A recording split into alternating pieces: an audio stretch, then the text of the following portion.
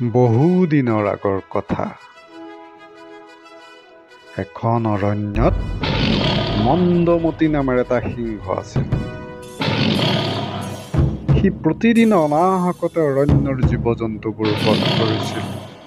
সেইবোৰৰ ভিতৰত দুই এটাহে ভক্ষণ কৰিছিল।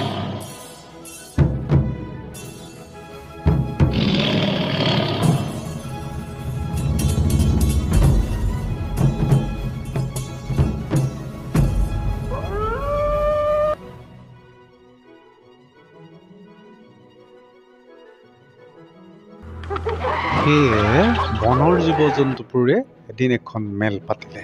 সেই মেলত সিহঁতে সিংহটোৰ হাতৰ পৰা কেনেকৈ ৰক্ষা পাব পাৰি সেই বিষয়ে আলোচনা কৰিলে। আলোচনাৰ সিদ্ধান্ত লৈ সকলো জীৱ সিংহটোৰ ওচৰলৈ গ'লে।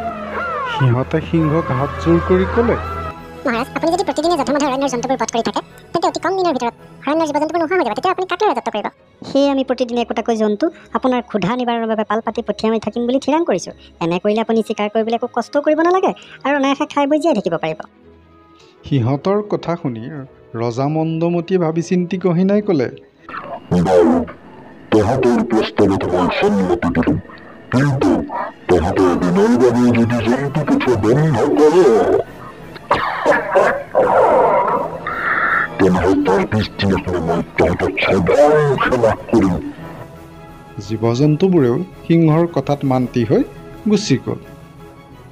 কথামতে প্ৰতিদিনে সিহঁতে একোটাকৈ জন্তু পশুৰাজৰ ওচৰলৈ পঠিয়াই থাকিল। এদিন এটা শহাৰ পাল পৰিল।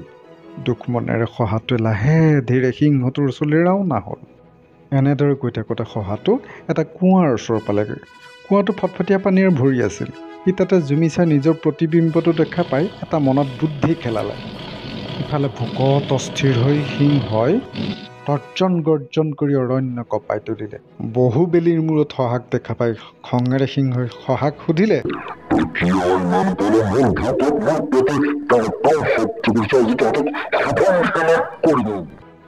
ভয়তে ইনাই মিনাই শহাটোৱে ক'লে, সৰু জীৱ এটাৰে মহাৰাজাৰ ভোক নপলাব বুলি ভাবিছিলোঁ। সেয়ে আমি 5টা শহা একেলগে আপোনাৰ ওচৰলৈ আহি আছিলোঁ। পিছে বাটতে আহোঁতে সিংহই আমাক বাট মাতি সুধিলে, তহঁত ক'লৈ যা? তেতিয়া আমি ভয়ে ভয়ে কৈছিলোঁ, মহাৰাজাৰ ভোজনাৰ্থে আজি আমাৰ পাল পৰিছে, গতিকে আমি তেওঁৰ ওচৰলৈ গৈ আছোঁ। তেতিয়া সেই সিংহতে তৰ্জন গৰ্জন কৰি কৈছে, এই বনৰ ময়েই ৰজা, তহঁতৰ অন্য ৰজা ক'ৰ পৰা ওলাম? এতিয়া তাক মোৰ ওচৰলৈ মাতিল, মই তাৰ লগত যুঁজি চাম।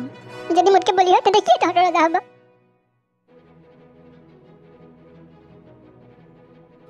গতিকে মহাৰাজ, এতিয়া আপুনি এটা উচিত ব্যৱস্থা লওক।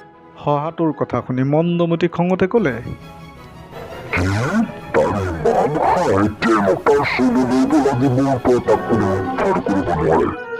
শহাটোৱে মন্দমতীক কুঁৱাটোৰ ওচৰলৈ লৈ গ'ল। কুঁৱাটোৰ কাষ পাই শহাটোৱে ক'লে, মহাৰাজ, আপোনাক দেখি সি এই কুঁৱাটোতে লুকাইছে।